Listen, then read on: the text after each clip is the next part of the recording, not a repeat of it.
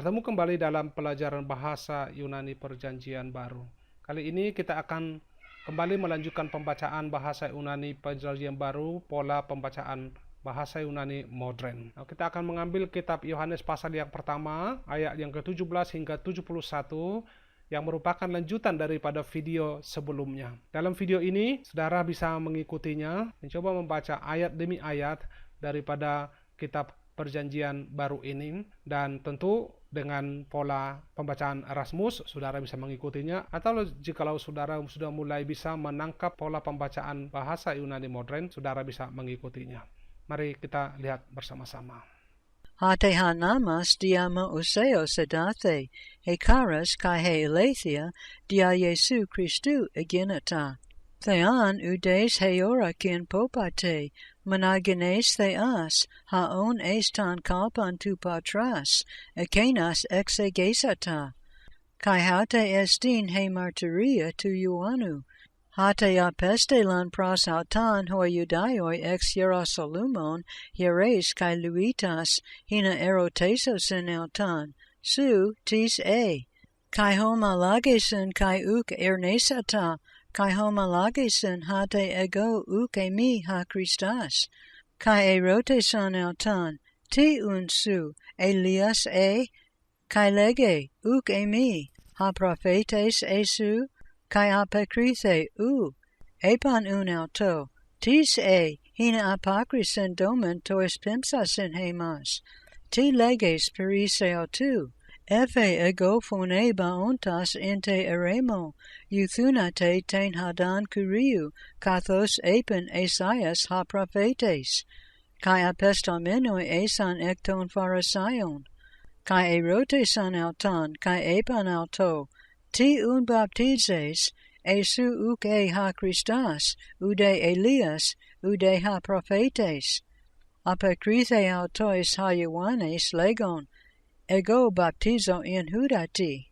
mesas humon steke han humes uk oidate, apiso mu erkamenas, hu uke mi ego axias, hina luso autu tan himanta tu hupadematas. Tauta in Bethania eginata perantu Jordanu, hapu ein ha Ioannes baptizon.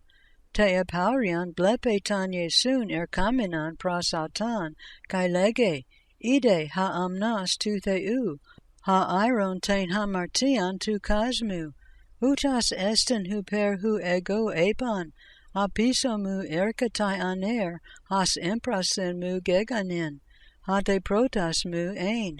Kago uk ede nautan, alhina fane rothe to Israel, diaututa elthan ego in hudati baptizon,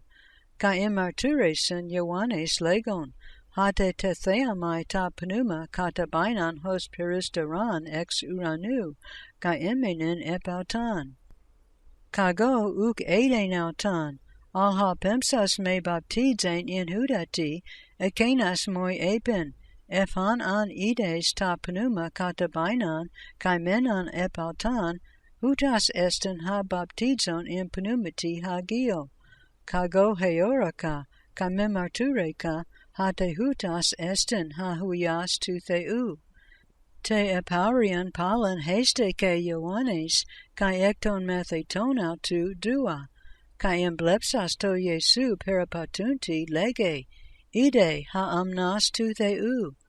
kai ekusan hoi dua methetai autu la luntas, kai ekaluthesan to Jesu. Strapheste ha Jesus, kai theosamenas autus, akaluthuntas, lege autois, tize tete, hoi de epan auto, rabbi, ha legatai mether menuamenan, didaskale, pumenes,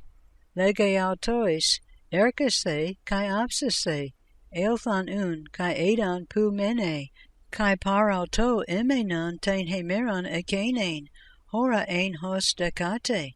ein Andreas ha Adolphos Simonas Petru, hes ekton dua ton accusanton para Ioannu, kai akaluthe santon auto, huriske hutas proton tan Adolphon, tan idion Simona, kai lege auto, hurekamen tan Messian, ha esten methermenu aminan Christas, ega genautan prostan Yesun, emblapsas auto ha Jesus epen, su e Simon ha huyas Ioannu, su klethese Kephas, ha hermenuetai Petras, te epaurian e thelisen exilthein estain Galilean, kai hiriske Philippan, kai lege auto ha Jesus, agaluthe moi, ende ha Philippas apa besaida, ectes Palios Andreu kai Petru, hiriske Philippas tan Nathanael, kai lege auto, han egrapsen Moses into namo kai hoi prophetai, eurekamen, Yesun huyan tu Yosef tana pa Nazaret, kai epen auto Nathanael, ek Nazaret dunatai ti agathan enai, lege auto ha Philippas, erku kai ide, eden ha Jesus ta Nathanael kamenan prasautan, kai lege periautu, ide alethos, Israelites inho dallas uk esten. Lege auto Nathanael, pathan me genoskes, apokrithe Jesus kai epen auto,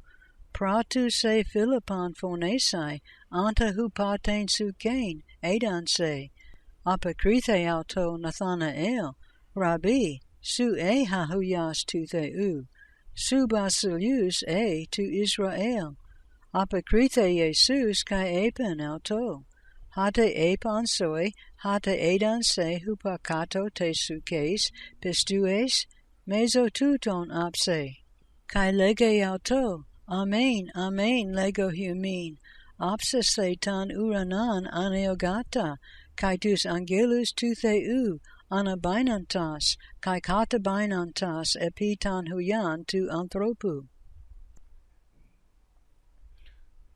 Nah, demikian pembacaan bahasa Yunani modern yang baru saudara dengarkan bersama-sama. Dengan melihat bagian daripada Yohanes pasal yang pertama ini, saudara pasti sudah mulai sangat familiar dengan beberapa kata yang sudah tertera di dalam ayat-ayat tersebut. Saudara sudah mengenal beberapa bentuk kata. Ada artikelnya atau sandang tertentu. Saudara sudah melihat kata bendanya, beberapa kosakata yang sudah kita pelajari, pasti saudara sudah melihat di dalam ayat-ayat ini. Dan tentu harapan saya saudara terus bisa belajar. Jika saudara tidak memahami, saudara bisa nulis beberapa komen yang saudara sulit untuk memahaminya, dan mudah-mudahan itu nantinya bisa membantu saudara untuk bisa semakin giat untuk belajar, dan saya akan mencoba untuk merespon terhadap komentar atau permintaan saudara. Nah, saya berharap saudara jangan putus asa untuk belajar bahasa Yunani. Meskipun hingga pada pelajaran saat ini sudah semakin terasa tingkat kesulitannya, tentu kita baru mengenal satu tenses yang sudah kita pelajari, yaitu present active indikatif yang berbentuk kata kerja o, verb, kata kerja akhiran o, dan juga kata kerja yang berakhiran e o verb. Dan masih banyak kata kerja dan rumus-rumus pembelajaran bahasa Yunani yang akan kita pelajari bersama-sama. Tapi jika saudara sudah mempelajari setiap pelajaran yang sudah diberikan melalui video-video ini, maka saudara akan dengan mudah nantinya bisa mengikuti setiap pelajaran yang akan kita tawarkan melalui pelajaran video di sini. Mudah-mudahan pelajaran kali ini bisa bermanfaat bagi saudara dan bisa membantu saudara untuk semakin mengerti apa maksud dari firman Tuhan ketika firman Tuhan saudara baca, saudara pelajari di dalam bahasa Indonesia ataupun di dalam bahasa Yunani.